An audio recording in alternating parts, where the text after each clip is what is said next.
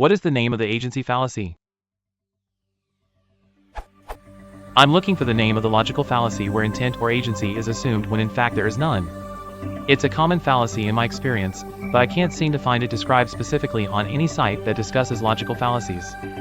It seems to be a special case of apophenia, but Wikipedia and Google turn up nothing specific to an apophenia of intent or any related phrase. The best I've been able to find is this rather obscure blog post that names it the agency fallacy, but I haven't been able to find any other sites that use that phrase. Does this fallacy even have a name? Here are a few examples. A child, playing with magnets, finds that they repel when held one way and attract when held another way. Seeing this, the child thinks, oh, those ends want to be together, but the other ends want to be apart. They have, unconsciously, read intent into a deterministic physical process. A picnicker gets rain on and thinks, darn it, rain. You just couldn't resist ruining a nice day, could you? Again, they have, unconsciously, attributed agency to a mindless natural process. Two people pass each other in a crowded hall. One trips and stumbles into the other.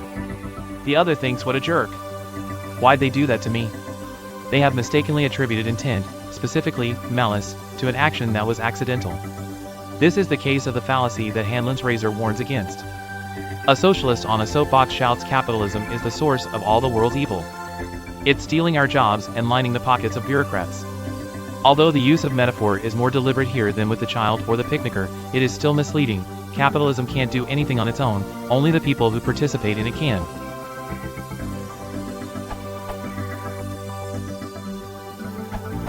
To propose it formally then, pathetic fallacy, that the attributing of human emotion and conduct to all aspects within nature.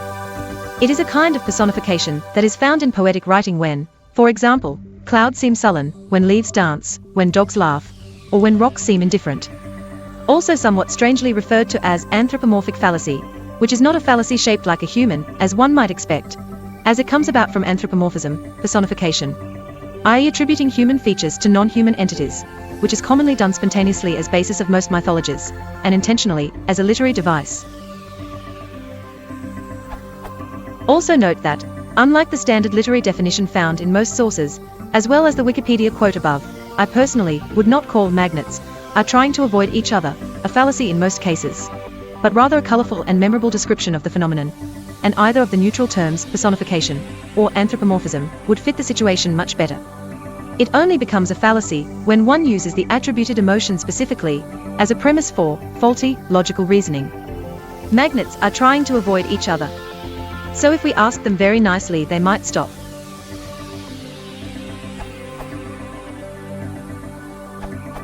The fallacy is called the agency fallacy. I first came across the agency fallacy in a series of audio lectures on evolutionary psychology by Alan McNeil, Evolutionary Psychology from the Great Courses audio series available for download on Audible.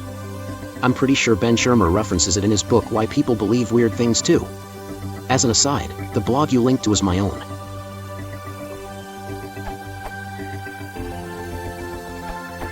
As others have rightly pointed out, this isn't strictly a fallacy unless used as the premise for an argument. Typically, it's more like a bias. Searching Google for agency bias yields much better results, including multiple academic articles such as this one.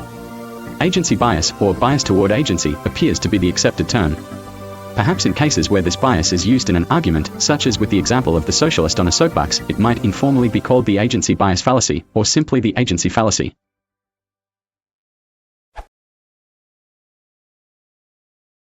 If you want to support the channel, please consider liking and subscribing.